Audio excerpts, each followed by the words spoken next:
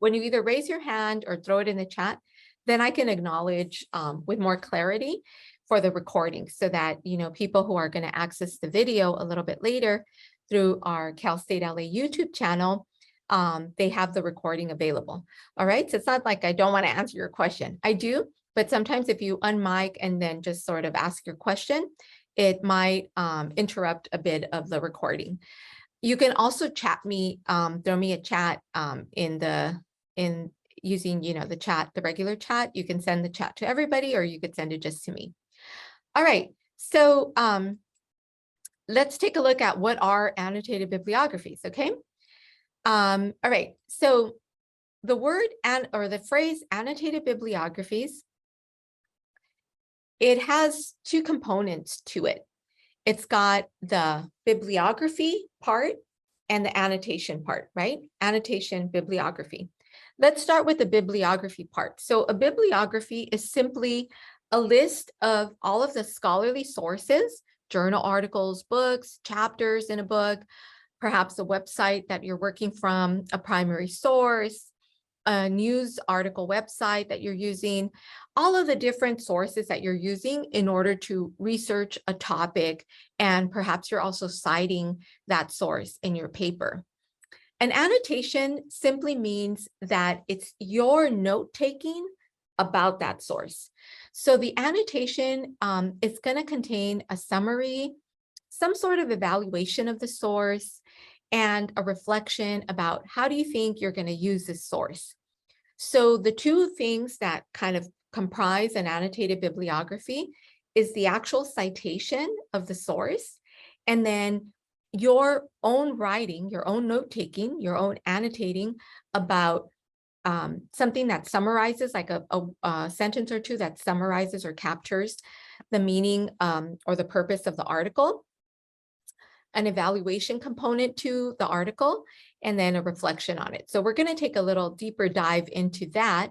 But first, I want to talk about like the purpose of an annotated bibliography.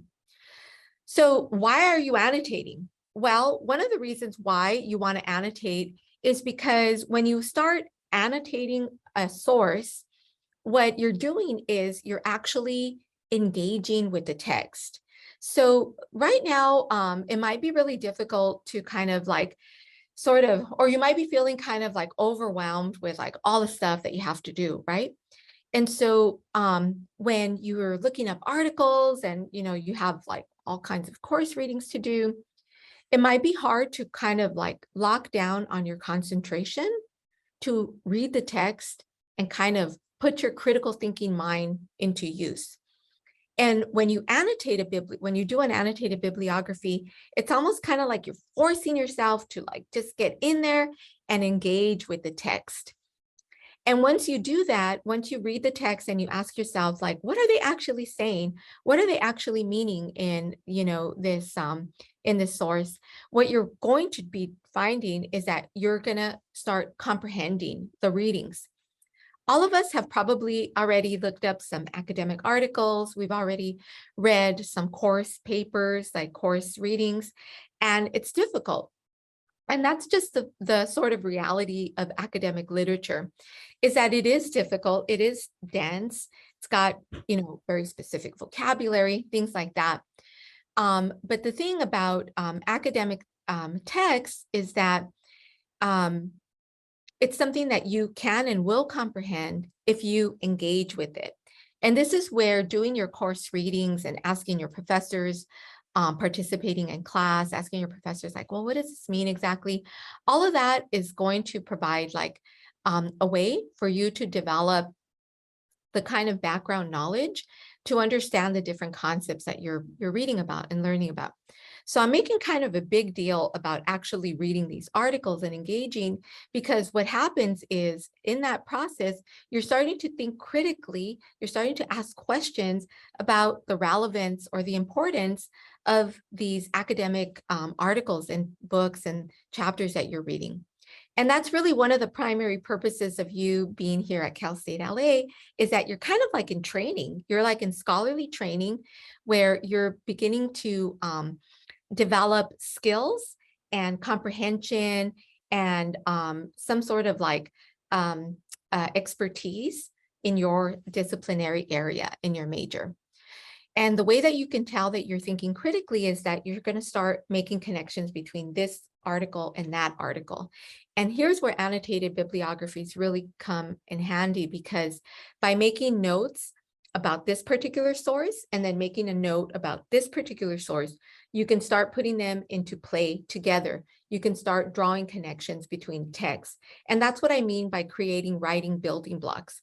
So let's say that your professor is saying, okay, students, the requirement for this paper is I want you to cite 4 peer-reviewed academic articles. So you found your 4 articles, and then you've annotated each of the articles.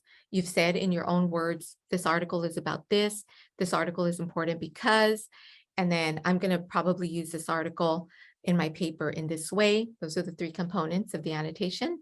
You have that for that one article. You also have that for the second article. Then you can start kind of building your paper by saying, I'm going to use this paragraph first, and then part of my second annotation second in somewhere in my paper. All right, and we're going to kind of see an example of that in here. So when you're writing your annotation, let's go ahead and focus on the summary and evaluation and connection component, okay? Like I said earlier, it says MLA here, but I'm also going to cover a little bit of APA in today's workshop. All right, so how do I actually annotate an article?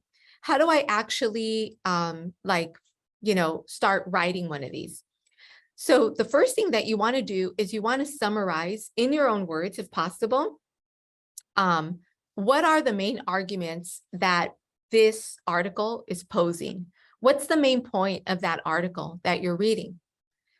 After you do that, or actually, let me back up a little bit. So one of the sentences you can use is saying something like, this study is about, or the authors in this article are arguing about this or that. So when you finish the sentence, this study is about, what you're doing is you're getting to the summary aspect of the annotation. That's the first thing you want to do. The second thing you want to write, and this will probably take you, like the summary will probably take you maybe a sentence or 2.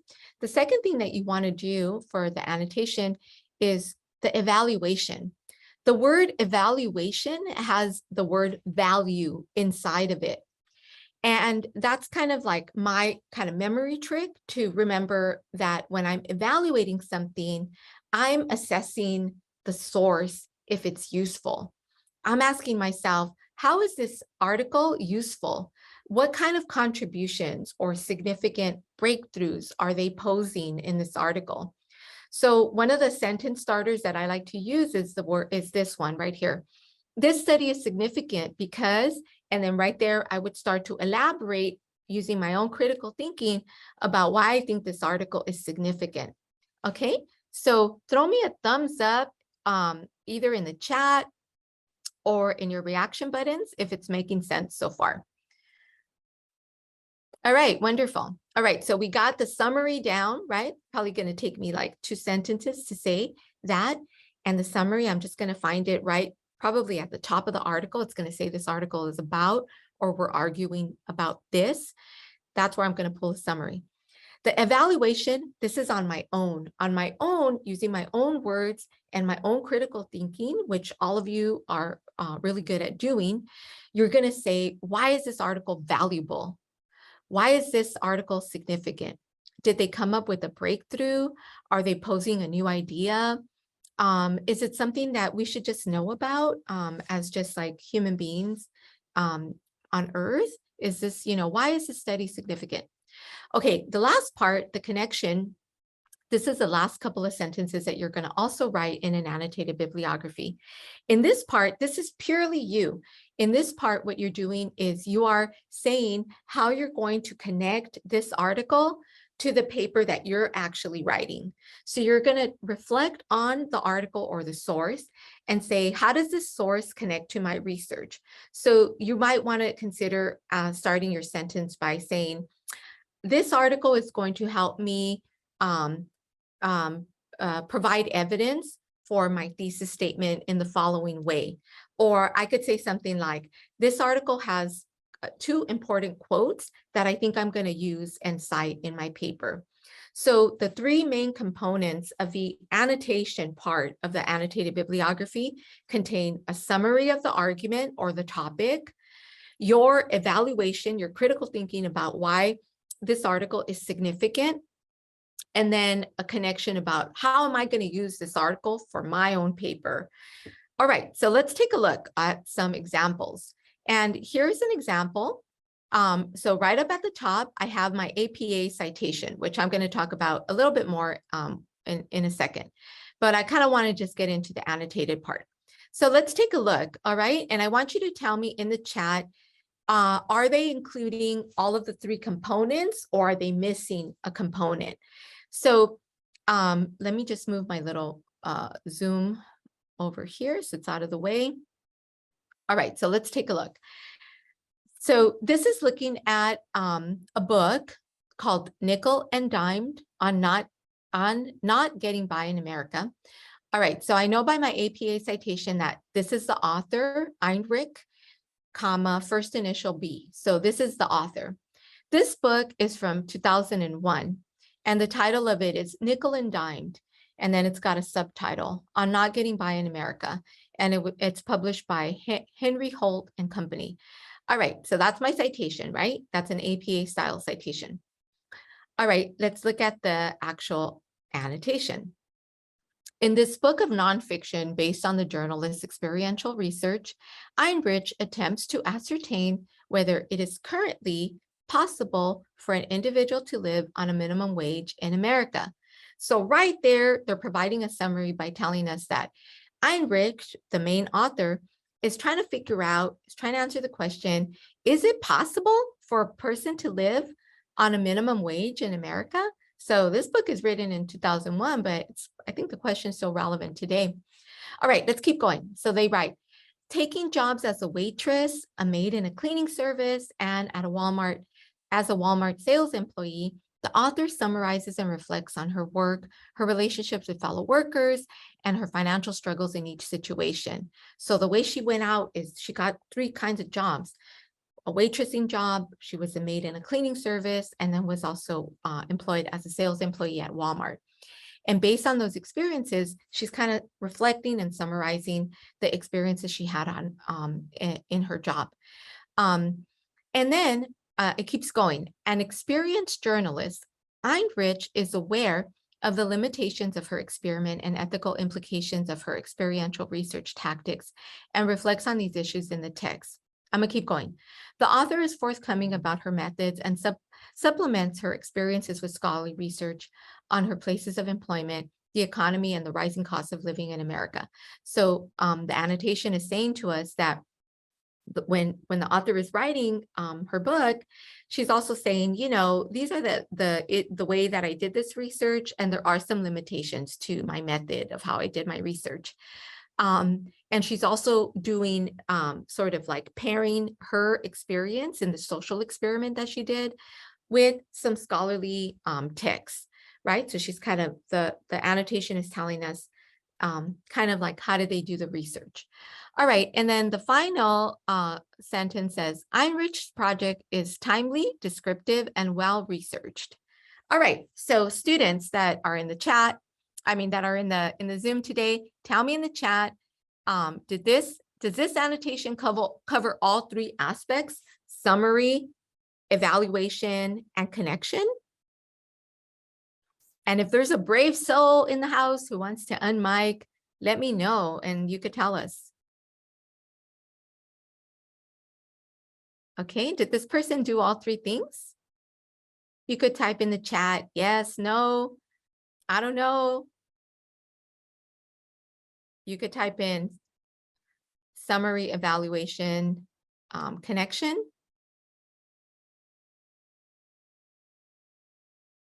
What do you think? And, you know, I'm not grading you or anything. Everyone here is just here to learn. So there's no right or wrong answer.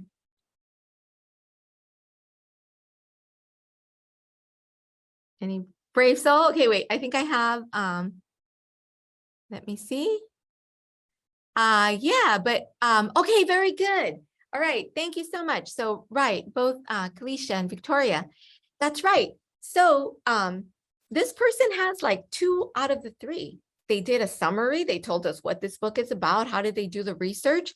This last sentence has, oops, let me go back. This last sentence has some evaluation, right? They're saying, in my opinion, this is a timely, descriptive, and well-researched book. But they're missing that part about, I'm going to use this aspect of the book for my paper.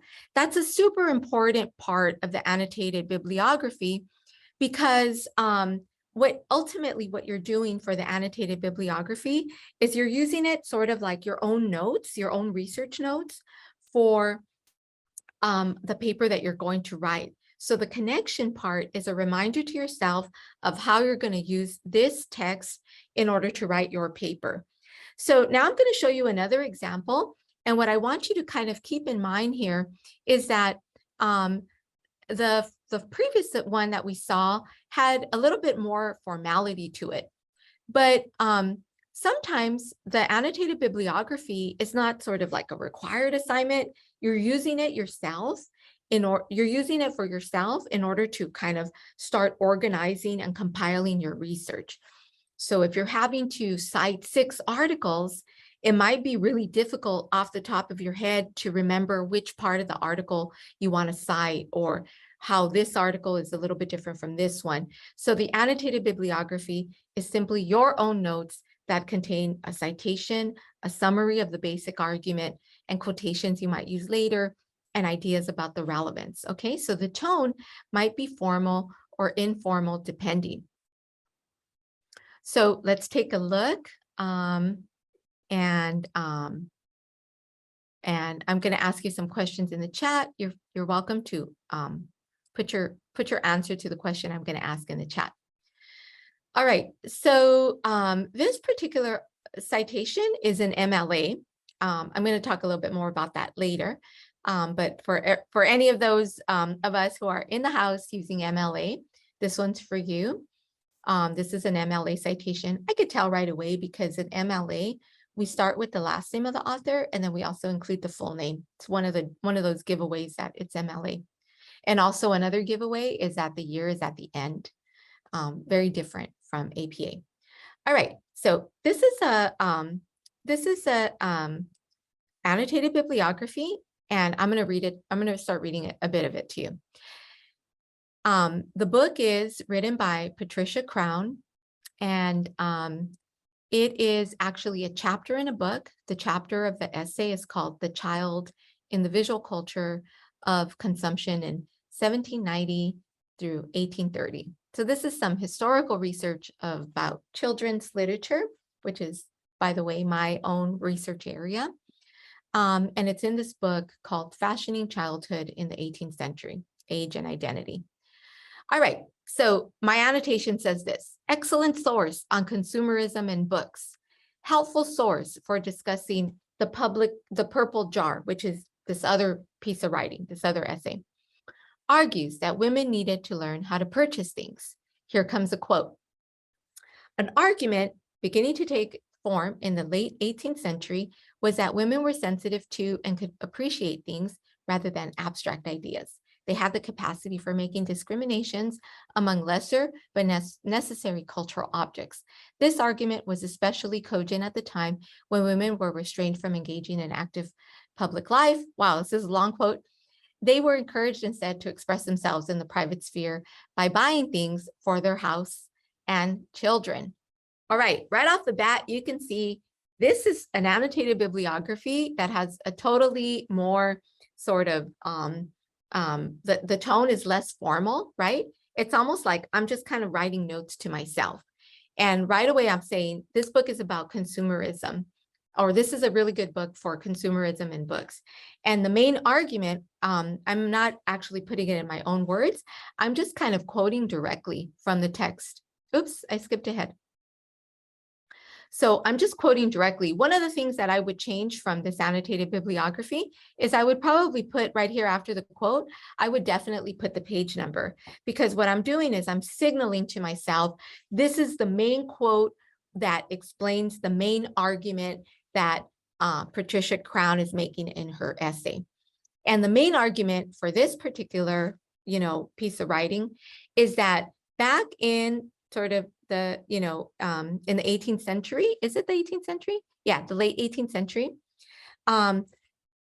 Women sort of, the mainstream women of this time, they were kind of deemed by society as like not being able to handle abstract ideas and, stuff like that, which we all know that that's, totally false. And that's, a very patriarchal notion. And that was a very sort of like an ideology of, the late 18th century.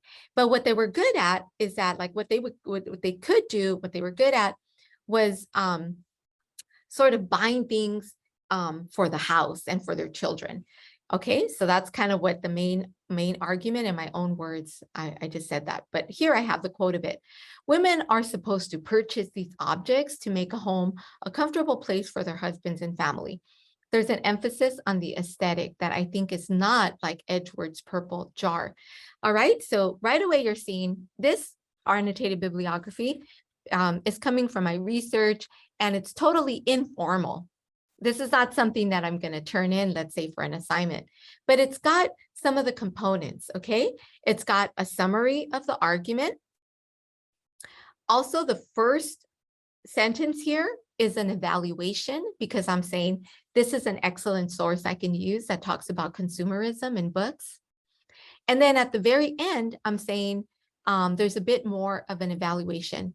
There's an emphasis on the aesthetic that I think that it's not like the purple jar. So I'm making a note to myself to say that this particular essay, Patricia Crown's, is different from the one about the purple jar, because there's an aesthetic emphasis that is not present in that other article.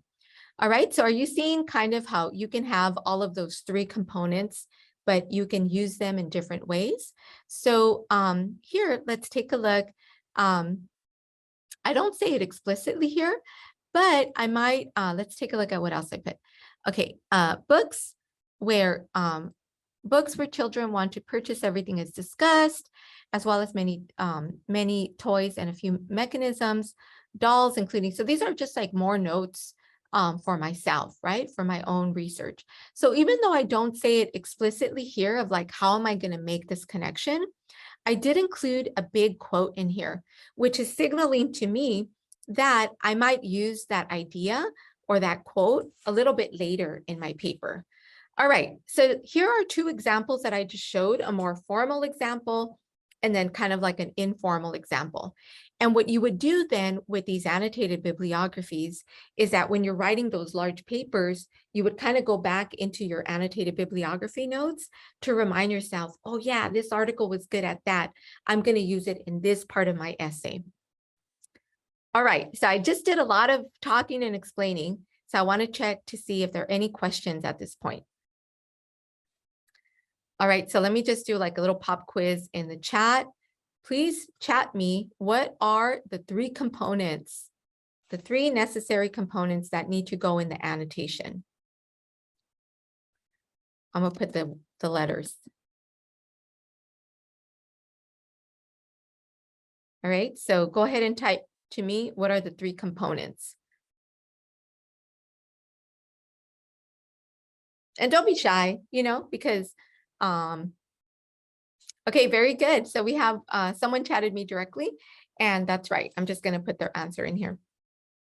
Yeah, don't be shy, because these are just, the library live presentations are just, no one's going to grade you or anything like that. These are all just for your own development of skills. All right, very good. Another student chatted to me the exact same answer, correct. So the three parts are summary, evaluation, connection. All right. So now we're going to get to like the actual writing, like how do I write these annotated bibliographies? So I want to make a big shout out for the writing wing at the center of academic success.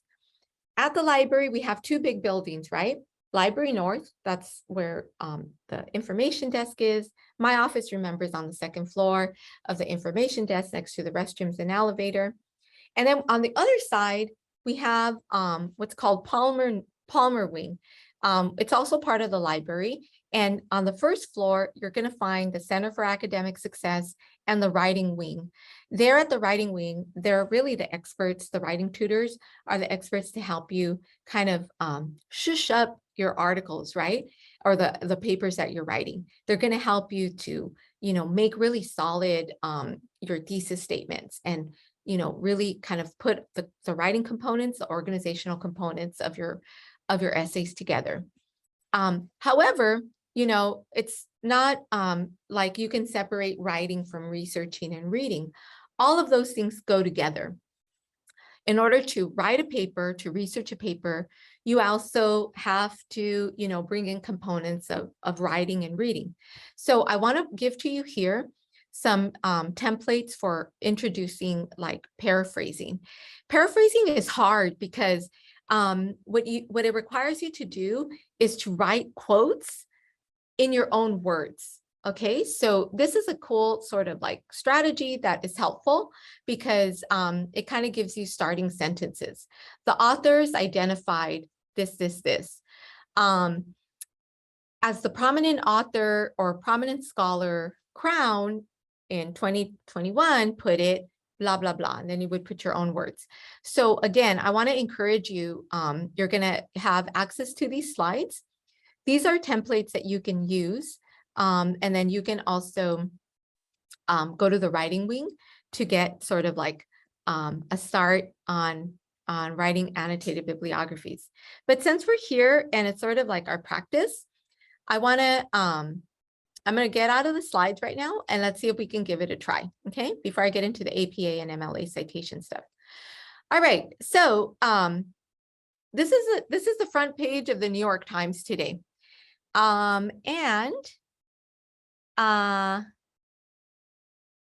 Okay, good question about Chicago. I'm going to answer that when we get to the citation. Sound good? And the example that is on the slides, that's an APA example because they do use author, year, followed by, the rest of the paraphrase. But MLA is different, as is Chicago. But we'll verify that in just a second when we get to the citation part. All right, so let's take a look at this article right here, okay? That kind of intrigued me from the front page of the New York Times. Unearthing everyday life at an ancient site in Greece. All right, that sounds really interesting.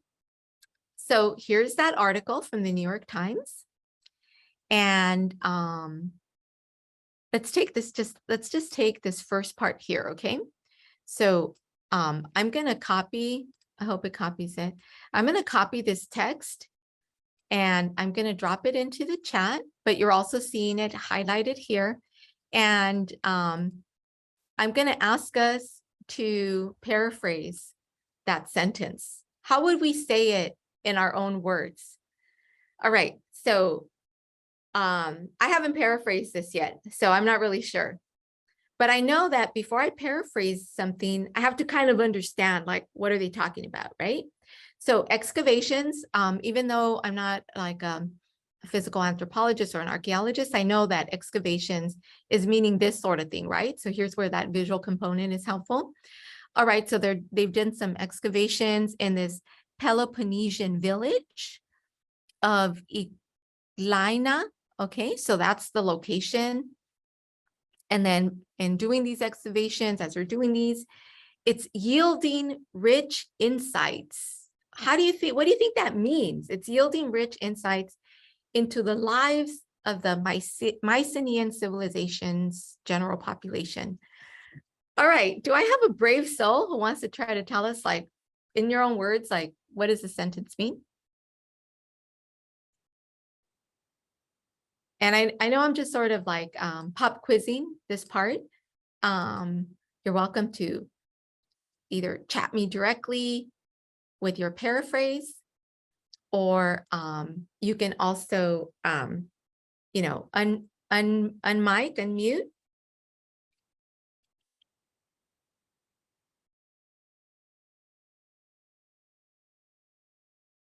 Anybody want to give it a try? How would I say it in my own words, that sentence?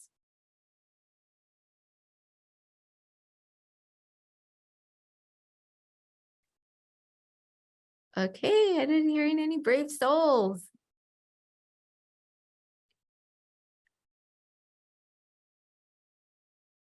Okay, I've got a chat.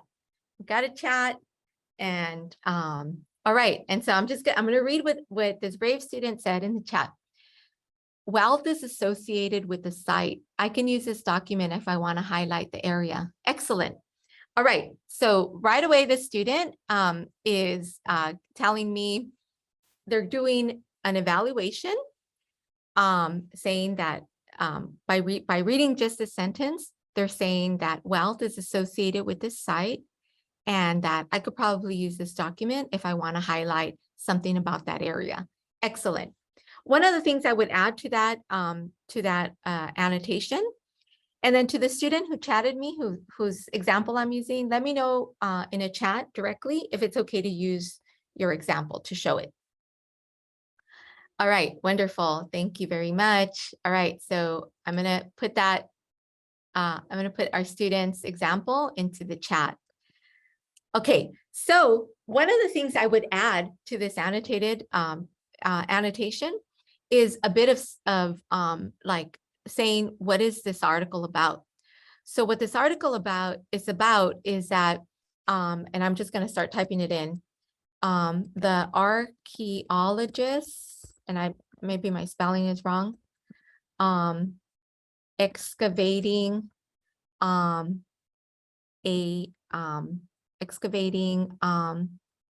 in the village of Iklaina are finding, yielding rich insights, are finding many artifacts. That's the part that I'm just making up. Artifacts that tell us a lot about what life was like in the Mycenaean civilization. All right, so in little pieces, in little chunks, I've just given you a paraphrase of putting it in my own words, what that sentence is. And then, so what I would do is I would, let me see if I can copy that whole thing. All right, so I'm going to copy that whole sentence. And then I would add the other part that our student shared with us. Okay, so that right there is a really quick, informal annotation that tells us what this article is about, an evaluation of why it's important. Wealth is associated with the site, and then telling us how I can make a connection to this document, or how I can connect this document to my own writing. Okay, so does that kind of make sense to you, the three components? You can throw me a thumbs up. And then, okay, very good. I see one thumb up. Is it making sense to more people? Right now is a really good time to ask. Okay, let me ask you this question.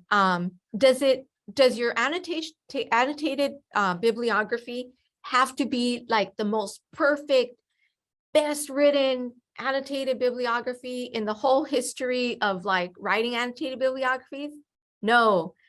The point of writing an annotated bibliography is, as you're reading, as you're studying, as you're like, you have your articles set out in front of you, you're going to start to evaluate them, and really quickly, don't be afraid to just annotate them as you're reading them.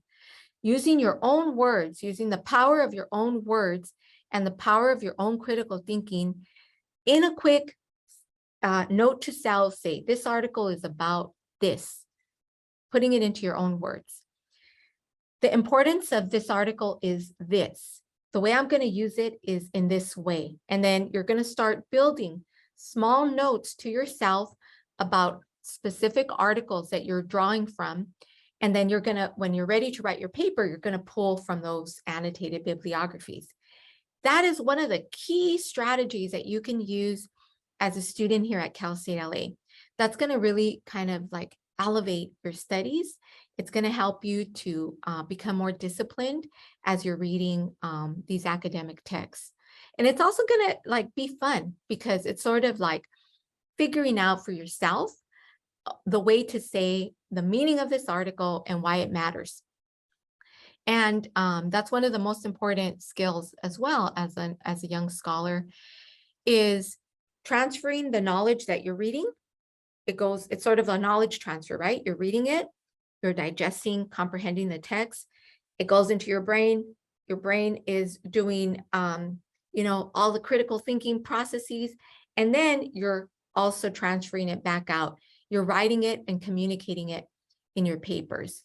So one of the things that I always tell my students is that one of the best things you can do is to like talk out your ideas with other people. You can talk about with your family or the other people that are around you and your kinships. You can talk to them about like, hey, guess what? Like, I'm reading this article. It's really important. Here's what I think about it. Here's what it's about. Here's what I think about it. Practicing that sort of transference of knowledge from text to brain to then communicating it, the meaning of it, is one of the most key important skills that you're going to learn as a young scholar at Cal State LA. All right, so we're heading to the last part of the presentation, which is going to dive into some citational stuff, okay? So the other component of the annotated bibliography is that part about, the citation, right? The bibliography part. This is an example of an APA reference, and you're going to see that even though this is an example of APA, all citation formats are going to have these components in them. It's just the order and the style that they're put in order, like the way the puzzle is kind of put in order, that's going to be different across Chicago style, APA style, and MLA style. However, all of the different formatting styles, they all have the same puzzle pieces, all right? They're all going to have the purple sort of part, which is the authors, okay? Then they're going to have the date. Then they're going to have the title. One of the things that, we know about APA is that they only capitalize the first word of the title. Okay, so you see that going on right there. And then this part, the green part, this is where the academic journal where this article is published in. So this article, Sensitivity to the Evaluation of Others, is inside the journal, the academic journal called Developmental Psychology, in volume 54, issue number 9. And these are the page numbers, starting from page 1723 all the way to 1734 page. And it also includes what's called a digital object identifier. Later, when we do our APA workshop and our citation workshop, we'll get more into like the weeds of these citations. But what I want to point out to you from these slides is that journal articles and books, even websites, whatever it is that you're choosing to cite, they are all going to have these elements to them. Author or author's year of publication, the title of the work, where is it located, the journal that it's located in, the book that it's located in, or even like the website, larger domain that it's located in, and then any other information that helps us like track down the citation. Okay, so you're going to have these slides available to you, so I'm not going to go too much into the detail here, but I did want to include these in here. And what I want to point out to you from the slides is this as well. So on this slide deck, under the notes, you'll see where I'm getting this from. Okay, so I think you can see right now my screen. So I'm just simply going to copy this and I'm going to throw it in the chat for everybody to see. This is probably one of my favorite websites for APA. It's coming from the APA Style blog. So I know it's credible because it's coming from the APA itself. And this website is really cool because they have all kinds of information in here on how to cite in APA style. I like going into the style and grammar link because it tells me information on how to do my in-text citations. If I go back, these little tabs here will also tell me like more about some basic principles of citation. Here's like paraphrasing. So I just love going in here because it's coming from the APA and I know that it's credible. Okay, so let me kind of go back to my slides and just for you to know too that that link is there in the slides. All right, so let's go back and I'm going to show you the example. Oh, really quickly, keep in mind that oftentimes when we're writing or academic articles in particular, oftentimes we'll have 2 or more authors. So how do you handle that in a citation when you're actually like writing your paper? So in APA, if you have 2 authors, you're going to connect 2 authors using this ampersand, which is a symbol for and. If you have 3 or more authors, you're going to handle it by just putting the first author's last name, and then this Latin abbreviation called et al, period, right there, et al. Does it have to have the period? Yes. Et al in Latin means approximately, to paraphrase, and everybody else. So that means that Patel and the rest of the research team, all the other authors, 3 or more of them, contributed to the writing of this article. And no matter if you're using Chicago, APA, or MLA, you're going to kind of write 2 types of sentences. You're going to write sentences that have the authors at the end of it in a parentheses. That's called a parenthetical citation. So right here is that paraphrase that we're putting into our own words. And then we cite it by putting the citational information in a parentheses. That's why it's called parenthetical. You could do the same paraphrase, but this time around, you're going to put the authors inside the sentence. This is called a narrative style sentence or a narrative paraphrase. And the reason it's called narrative is simply because you're including the authors in the narrative of your sentence. I recommend to you that when you're writing your papers, you have both types of sentences. You have a mix of parenthetical paraphrasing and narrative paraphrasing. And then when you're going to do your sentences, keep in mind that you can also include direct quotes. So you can kind of kick off this quote by saying, kind of like setting up the stage for it by saying like this one, Darwin used the metaphor of the tree of life. Here's where I'm getting it from that article to express da, da, da, da, da. Close that quote where you finish quoting it. And then this is one of those parenthetical citations where you throw the authors at the end. You include the date and the page number. All right, so let me give some examples of MLA. So again, just like the APA style blog, MLA also has a style blog. I'm someone that actually like uses MLA a lot because I research in sort of like humanist areas. And so let's see if did I copy it? Okay. So here's the style, here's a link to that.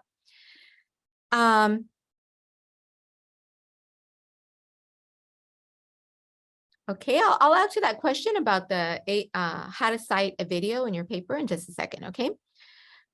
Here's that link to the MLA style guide. This is another one of my go-to favorites because they have all kinds of really cool like citation by format. And it kind of breaks down in a very easy way how to model, how to format books, how to format articles on a website or on a database, okay? So like one of our frequently cited sort of sources, the journal article in a database, this is how you would handle it in MLA. Yeah, so let me give you this link, okay? And all of these links, like I said, are also available in the slides. And for student that's asking the question about Chicago, when I update these slides, I'm going to throw a Chicago example for you, okay? Because right now I don't have the Chicago example, but I'm going to give you in the next one, all right? The next round. Okay, so remember that here is the link to the slides that I'm using today. I recommend to you that you copy that link and bookmark it, because the examples and then all of the links that I'm using are embedded in these slides in the notes. All right, so let's go back to my slides really quick, since we're entering the last sort of 5 minutes, and there's a couple of more questions. Students, at this point, thank you for starting to add questions into the chat. I'm going to address those questions before we leave. All right, just like how we did it on APA, MLA also has its own way of handling, you know, what do you do with an article that has 2 or more authors? So when you're doing a reference citation in MLA, one of the sort of giveaways that you're working with MLA is that you have last name, comma, the whole first name of the person, their initials, followed by a period. That's like one of their middle names, period, comma, the word and then the next author, your second author, you started off with their first name, their middle initial, their last name. And then you follow all of these other directions. In MLA, the titles are all capitalized, as you see, or the first word is all capitalized. How do I know these rules? Actually, I don't. The reason why I know these is because I'm using the MLA handbook or the APA handbook or the Chicago handbook. But here at Cal State L.A, the librarians have done this thing where on our website, our main website, which is calstatela.edu. Good question. I'm gonna ask you. I'm gonna give you something for anybody who's here at the workshop that needs to kind of say, like, I attended this workshop.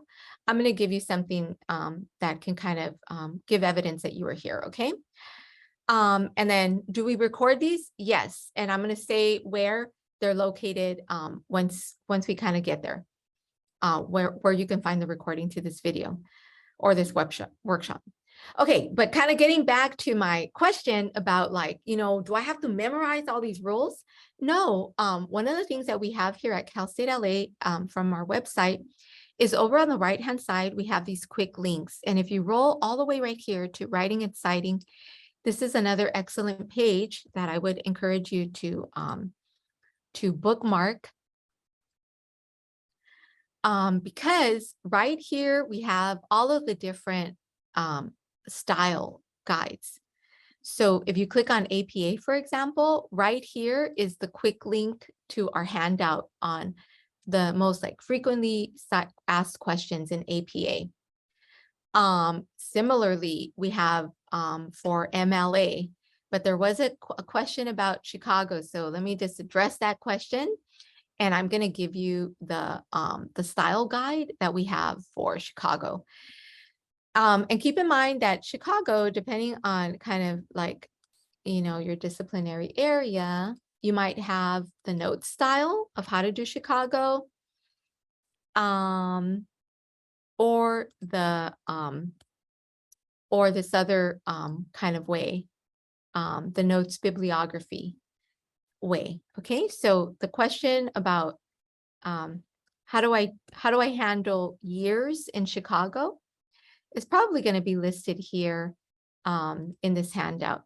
All right, so for instance, when I have my bibliography here, you'll see that the year is thrown at the very end, and it's not in parentheses. I think that was the question. All right, so we have 4 more minutes. And I have this other question aside from how do I prove I was here? How do I get the recording? There's one more question. What's the best page to find sources? Excellent. All right, so the best page to find sources, and I'm gonna do the topic on I'm gonna use this topic as the example. The best place to find sources is the Cal State LA Library using OneSearch, which is right here. What you can do is paste your topic in here, child abuse and neglect, okay? And then what you're gonna do is search it. Then what I'm gonna encourage you to do is 52 1,000 hits is like too many, right? So I'm going to filter those by using these filters on the side. I want to find full text articles that I can read right now because my paper's due soon. And I also want to find peer-reviewed scholarly journal information. And I want to look at articles, and I also want to look at books. Okay, so anybody can get to the Cal State LA website by simply doing a Google search and doing CSU LA library. If you do that, that's going to get you to the Cal State LA website. And if you're a Cal State LA student, then you're going to get access to all of these academic articles that we have and books. Okay, so for instance, this article, if I want to annotate bibliography, this article, I would click it. I could use the summary here, and then the best way to annotate it would be actually to like click on the link for the online availability, and then sign in, and then access the article. Why do I have to sign in? Because these articles are behind a firewall. You as a student, part of your registration fees goes towards paying for access to these academic books and journal articles that are not available for free doing just a basic Google search. So, use these resources because they're here for you. Okay, so before I get to that, that page to prove like, hey, professor, I was here. Whether you get credit or not, that would be a question for your professor, but I can give you a sheet that you fill out to just kind of prove that you were here. I want to encourage everybody to go to the CSU LA library YouTube. Oh, you know what? I have it bookmarked actually. Oops. Where is it? Here it is. So here's where all of the recordings for these videos will be located. So today's workshop, I'm recording it right now. So it takes us a couple of days to upload it, but eventually you're going to see it right here. These are like these little 2-minute short tutorials. I come out in a lot of them. So you'll see my face right there. But we have like, we have one from last year, building blogs for annotated bibliographies. Here's where all of our workshops are going to be located. Okay. So a lot of these are there. That's where the recording is going to be. And now I'm going to stop my share, and I'm going to stick around for some questions, like specific questions like, how do I cite a video? I'm going to stick around for that one. But before I go, let me find my attended, like that form, that Google form that I use to sort of say, hey, professor, I was here at Library Live. All right. So I hope that student is still in the house. And here it is. Okay, so I'm going to drop the form in the chat. That's the form that you use to prove that you attended today. You got to ask your professor if you're going to get credit for this or not. All you got to do is fill out this form, first and last name. Oops, hold on a second. I gave you the wrong link.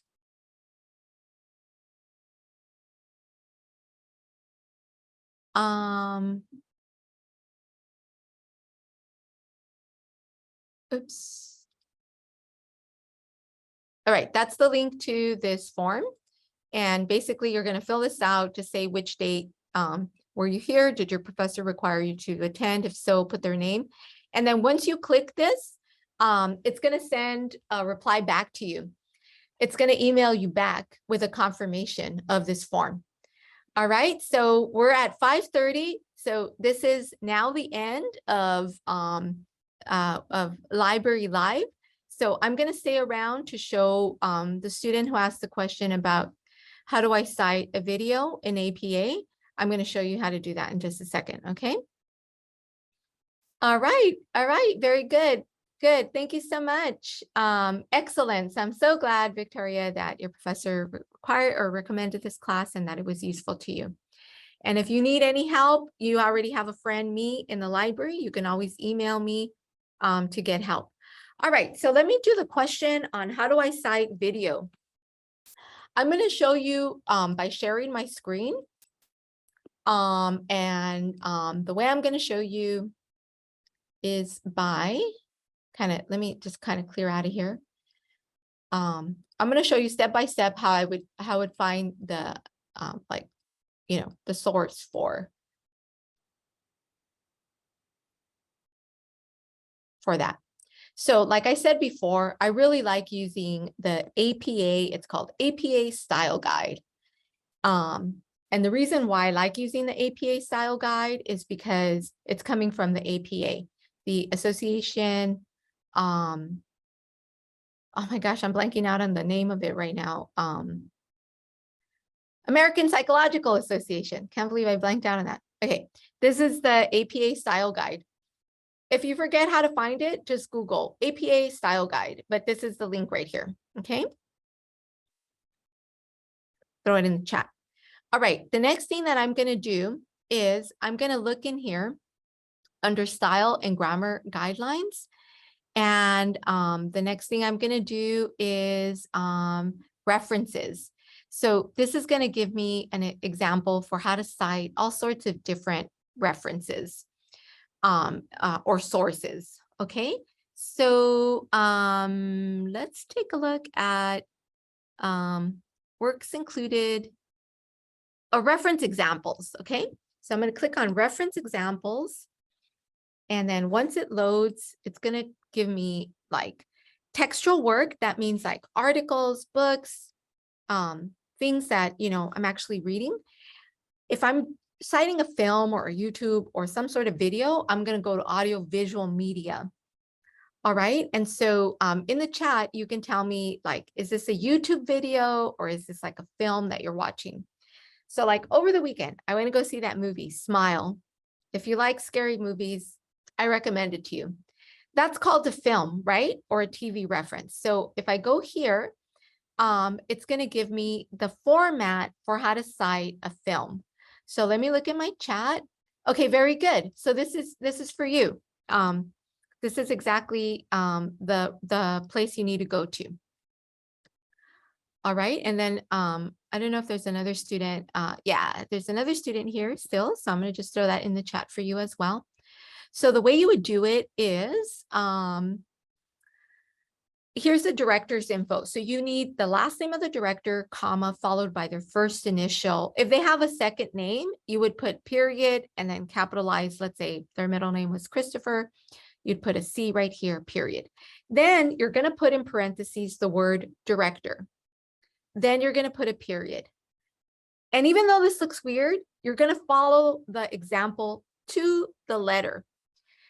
Following this period, you're going to make a space, and then you're going to put a parentheses, and that's the year that this film was made. The film is, the year it was distributed or like released was 1939. I close it with the parentheses, period, space, and then I put the title of the film. This film is called Gone with the Wind, very famous American film. Notice that only the G is capitalized. That's one of the signatures of APA. Everything else is lowercase. The only reason you would capitalize anything here is if you had like a proper noun, like Gone with the Wind in Los Angeles, you would put capital L, capital A for Los Angeles. Okay, but that's not the case here. So then right after that, you're going to put this little sort of square bracket. The square bracket is on your keyboard. It's right next to the letter P. So you're going to put film using a capital F there, close it with the bracket, period. And then right here, you're going to put the name of the distributor. Who released this film? Was it Paramount Pictures? Was it A24? In this case, it's Selznick International Pictures. And then you're going to put any other element that's released here. So Metro-Goldwyn-Mayer, they released the film before. So how do I find out all this info? So I'm going to use Smile as my example, okay? Smile film.